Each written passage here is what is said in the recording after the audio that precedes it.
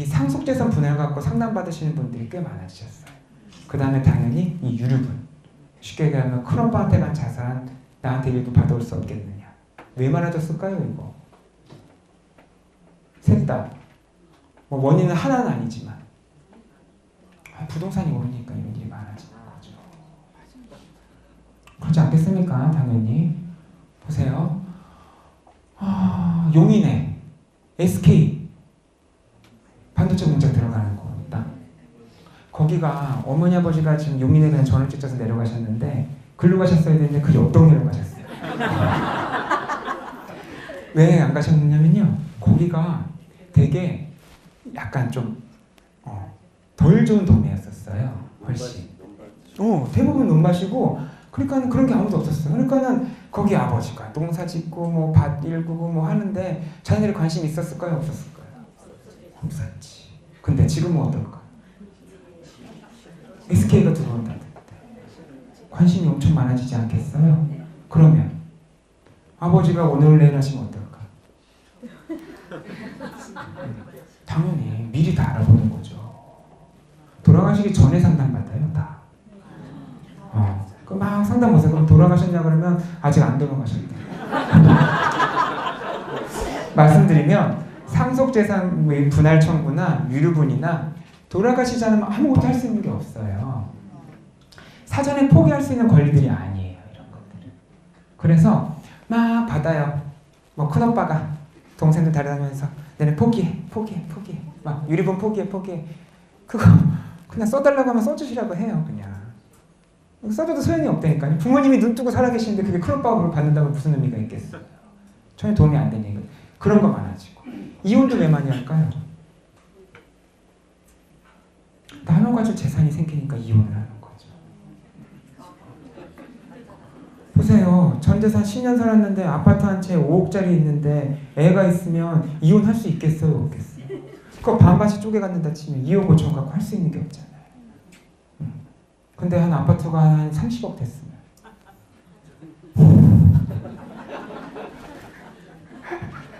그래서 제가 강남 아파트를 안 사는 거예요.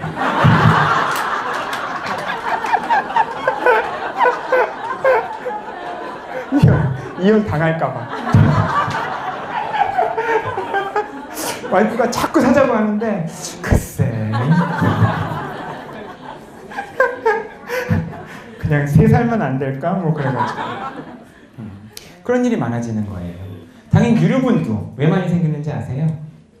유류분이라는 게 이런 거예요. 부모님이 의외로 옛날 분들은 특히 더 집에 갖고 있는 부동산 같은 것들은 쪼개주면 안 된다는 생각이 진짜 강하세요. 그쵸? 여기 뭐 이렇게 계시겠지만 심지어 저희 외가댁도 어머니랑 이모들이 5에 막내 외삼촌 1명 있거든요. 할아버지가 갖고 계신 모든 논밭, 아직 안 돌아가셨거든요. 논밭, 집 다 막내 외삼촌한테 주셨어요. 저희 해야지. 제가 그래서 공부를 한 거거든요. 이게 남의 일같이.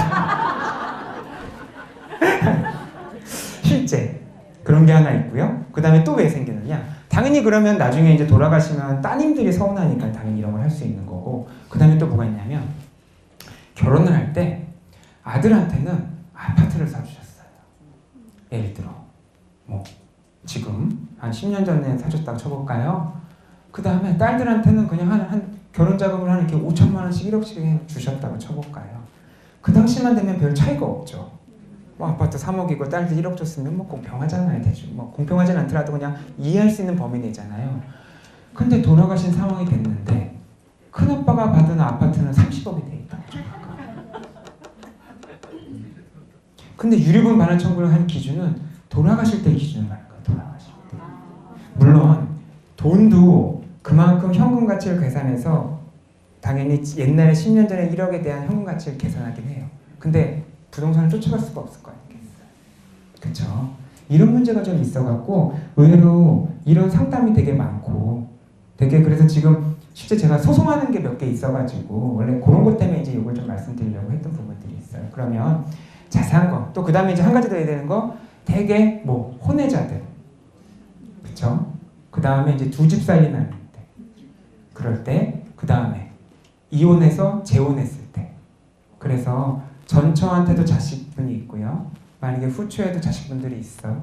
그러면 아버지 입장에선 이혼한 전처의 자식을 못 해준 게 아쉬우면 남은 재산을 다 줄 수 있잖아요. 오히려 첫째 부인의 자녀들한테.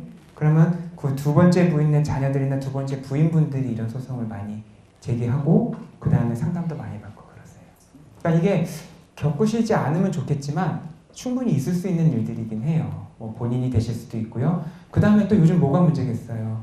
막 다가구타 뭐 여러 아파트 있는데 그거 매도하면 막 세금 내고 양도세다 뭐다 싫으니까 자녀분한테 증여 많이 해주시잖아요. 그쵸? 그럼 증여를 공평하게 해주시면 좋겠는데 어디 그렇게 되겠어요? 아파트 두 채 있으면 큰아들한테 먼저 결혼한 자식한테 주던가. 그럼 이제 나중에 그게 분쟁의 이제 분란의 씨앗은 될 수 있는 거예요. 지금 이제 본인분들은 아니더라도 나중에 돌아가신다. 그쵸? 그렇게 되는 거고, 이것도 아시면 좋은 부분들은 있어서, 그러니까 그럴 때 뭐냐면 유류분이 내가 정당하게 받아야 되는데 내가 재산을 정당하게 못 받았다? 그러면 재산을 정당하게 가져간 형제들, 그 다음에 아버지가 예를 들어 극단적으로 후처나 첩한테 증여해준 재산이 있다. 만약에 아버지가 너무 막 눈이 돌아가셔가지고 막 다 줬어. 이상한 새엄마도 아니지. 이상한 뭐 젊은 여자분한테. 그럴 때, 그쵸? 그럴 때 할 수 있는 소송들이 이런 소송이고요. 이건 말씀드렸듯이 돌아가셔야 생기는 거예요. 돌아가셔야. 살아계실 때는 아무 소용이 없고요. 그럼 금액은 얼마냐? 다 이것도 아시죠? 어떻게 상속되는 거예요? 보통 아버지 돌아가시면 와이프가 1.5, 자녀가 1,1,1,1 똑같이 가는 거고, 어머니 안 계시고 배우자 없으면 다 공평하게 1,1,1,1 가는 거죠. 그럼 내가 원래 받을 1,1,1,1의 뭐 반 2분의 1 범위 내에서만 청구할 수 있는 거예요. 무슨 말씀인지 아세요? 그러니까 내가 예를 들어 아버지 재산이 5억이야, 자녀가 5 있어요. 심플하게 가자고 하면 그럼 내가 원래 1억 받을 수 있는 거죠? 그럼 얼마 청구할 수 있는 범위인 거예요? 5천 받을 수 있는 범위 청구하는 건데 이런 사건은 없어요. 이렇게 계산이 쉬운 사건이면 변호사를 오지도 않고 소송을 하지도 않죠. 뒤죽박죽 되는 게 뭐인 거예요? 오빠한테 땅도 줘, 예금도 줘, 생활비도 못 해줘, 오빠는 다 부인해, 뭐 그렇게 했어. 그 다음에 부모님이 너 나 잘 케어하라고 오빠한테 땅 줘, 아파트 줘, 다 줬는데 새언니가 우리 엄마 아빠 학대. 그쵸? 그럼 그쪽에서 뭘 주장하는 거겠어요? 난 부모님 봉양했으니까 난 기여분이 있으니까는 나한테 받을 돈이 있다 그러면서 나눠줄 게 없다 그런 식으로 분쟁이 가고요. 그 다음에 나 아버지한테 받은 거 아니다. 아버지 사업 도와드리면서 내가 벌어들인 돈이다. 그런 일 엄청 많고요. 그 다음에 현금 찾는 게 쉽겠어요? 어렵겠어요? 어렵죠. 부모님이 판 돈이 있는데 제가 지금 한 사건도 부모님이 다가구 주택을 한 15억 정도에 파셨어요. 다세대 주택을. 이 돈이 어디로 흘러갔는지 찾아지지가 않아요. 막 그 오빠분이 여기저기 막 흐트러 나가고 잘 모르겠어요. 먼저 그걸 찾아내는 게 저희 일이니까. 뭐 그렇게 가는 거고요. 그 다음에 이제 여기서 좀 알아야 될 건 비율이나 이런 것들은 나중에 내가 받을 유류분이 있는지 없는지 얼마를 받을 수 있는지 부분들은 혼자 머리 싸매고 계산하시면 되겠어요? 안 되겠어요? 그러실 필요가 없다는 거예요. 어떻게 하시면 되겠어요? 그쵸. 자, 전화 1월 11일 이화에서 강의 들었다고. 그럼 친절하게 제가 상해 드릴 테니까 절대 계산하시면 안 돼요. 비율이 생각보다 되게 복잡해요. 이따가 제가 소장 하나 지금 하고 있는 거 하나 띄워드릴 텐데 그냥 아시려고 하는 건 아니고요. 그냥 보기만 한번 해보세요. 뭐 이런 계산 방법들을 제가 유튜브 보니까 뭐 이런 계산 방법들을 다 뭐 사례들 설명했는데 그런 간단한 사례들은 현실적으로 잘 있지 않아요. 거의. 그래서 그거를 아시는 거는 전혀 도움될 게 없어요. 그쵸? 다만 이런 거 중요한 건 이거예요. 요거 하나만 알고 계시면 돼요. 어떻게 해야 된다는 거예요? 아버지가 돌아가셨어. 그러면 무조건 이거 다 복잡하지 않게 1년 내에 무조건 하세요. 1년 내에. 그러니까 아버지가 돌아가셨다. 그리고 큰오빠가 가져간 재산이 있는 거를 안다. 그런 상황에서 큰오빠가 꼬드겨갖고 야 내가 다 챙겨줄게 걱정하지 마. 기다려. 그렇게 해갖고 한 5년 10년 가는 분들도 있어요. 실제. 그러면 되겠어요? 뭐 하는 거야, 못 하는 거야? 이거 못해요, 못해. 왜? 법은 너무 이걸 열어두면 분쟁이 끝이 없을 거 아니에요? 끝이. 사실 분쟁이 많이 안 생기는 일은 뭐겠어요? 이렇게 시효로 다 일찍 끝내놓기 때문에 안 생기는 거예요. 나중에 2, 3년 후에 다시 문제 제기돼서 문제되면 연속 안정성이라는 게 있어요, 없어요? 내가 쉽게 해서 보실까요? 하나 샀어, 부동산. 근데 갑자기 뜬금없이 이 뭐 형제나 누가 찾아와갖고 아이고 이거 나 유류분반을 청구하려고 해갖고 물론 그렇게 해도 내가 선의의 삼자면 보호받을 수 있는 부분이 있지만 그렇게 되면 부동산 거래가 가능하겠어요? 불가능하겠어요? 안 되잖아요. 그러니까 법적 안정성이 필요하니까 이런 식으로 시효가 정해져 있으니까 이런 부분들만 주의하셔서 해서 아버지가 돌아가셨고 오빠들과 형제자매들과 사이가 좋지 않다. 그리고 오빠가 과다하게 많이 가지고 간 재산이 있는 것 같다. 그러면은 어떻게? 1년 이내에 찾아오시면 되는 거예요. 찾아오시면. 그리고 만약에 아버지가 하나 더 후처한테 준 재산, 전혀 모르는 제3자, 이상한 아줌마나 언니한테 준 재산이 있다.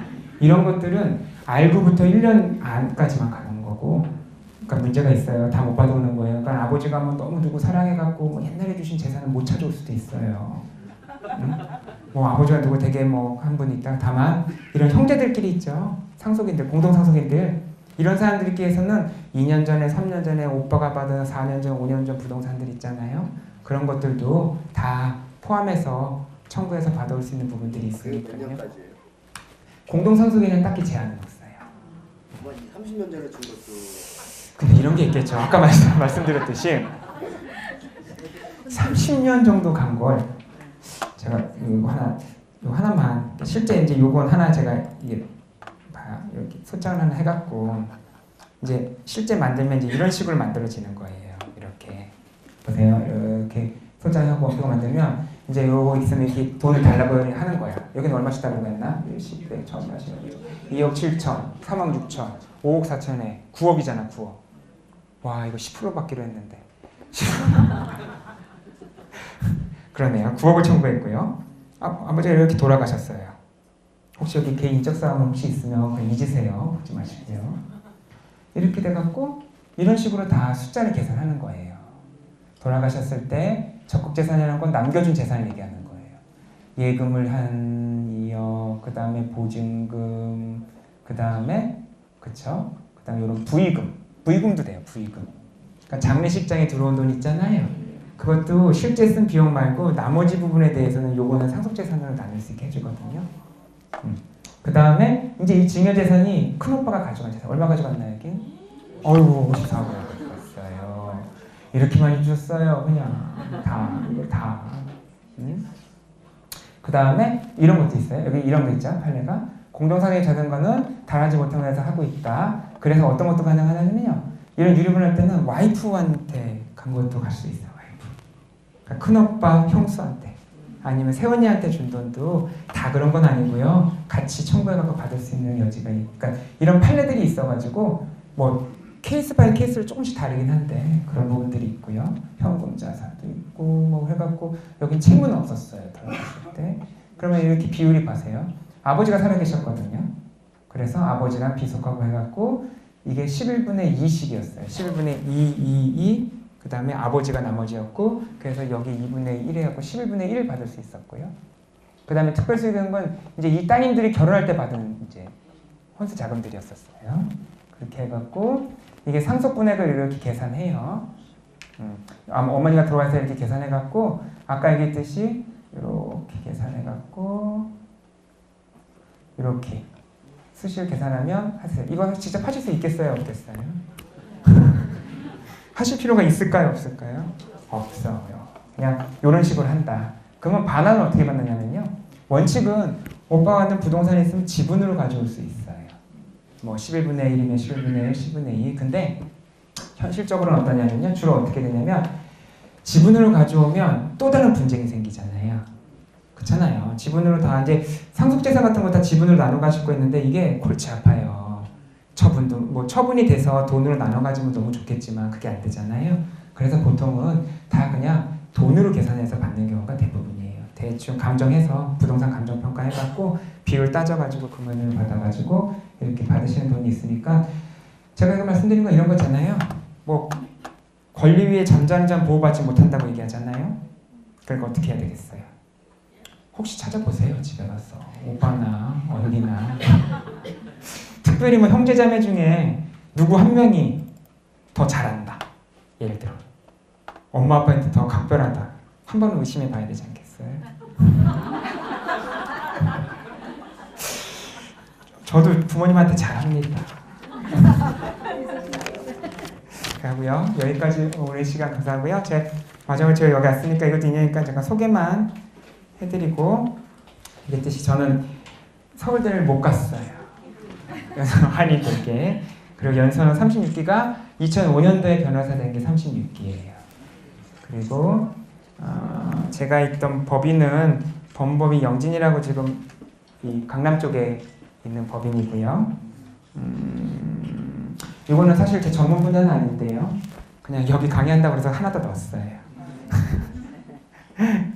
그래갖고 혹시 일이 생기시거나 하고 하면 그 여기는 진짜 핸드폰 번호도 따로 그냥 업무폰 말고 그냥 여기 계신 분한테는 그걸 드려도 될 것 같아갖고 했던 거라 그냥 전화 안 받으면 혹시 문자나 카톡 같은 거 남겨주시면요. 그러면은 제가 할 수 있는 범위 내에서 간단한 코멘트나 여러 가지 상해드리고 해드리고요. 꼭 유류분이나 이런 거 말고 아까 뭐 분양을 받거나 특별히 더 그런 것들이 많아요. 그러니까 제가 주로 하는 소송도 이게 분양 관련 소송들이 훨씬 많거든요. 그래서 뭐 수분양자 상대로 소송하는 것도 있고 수분양자한테 위임받아서 소송하는 것도 있고 다양하긴 한데 그런 것들 그 다음에 신탁사 물건들 하시거나 아니면 경매 받으시거나 이런 식으로 부동산 관련 아니면 내가 땅을 수용당했다. 어디 수용당해서 근데 보상금이 만족스럽지가 않다거나 아니면 우리 아파트 내가 입주자 대표인데 아파트 하자가 너무 심각해갖고 짜증이 난다. 그런 것들. 그 다음에 나 땅이 있는데 이 땅 개발해보고 싶다. 나 이 땅에다가 이렇게 오피스텔이나 그런 거 한번 져갖고 팔아보고 싶다. 이제 그런 것들 하면 그런 것들에 대해서 상담해드릴 수 있으니까요. 그렇게 하면 좋겠습니다. 아유, 상소 유언을 받아서 예. 보증을 했는데 예. 거기에 대한 유류분 첨부 가능해요. 예. 그러니까 비율의 문제인 것뿐이에요. 아버지가 상속을 해갖고 다 아버지 맘대로 주실 수는 있어요.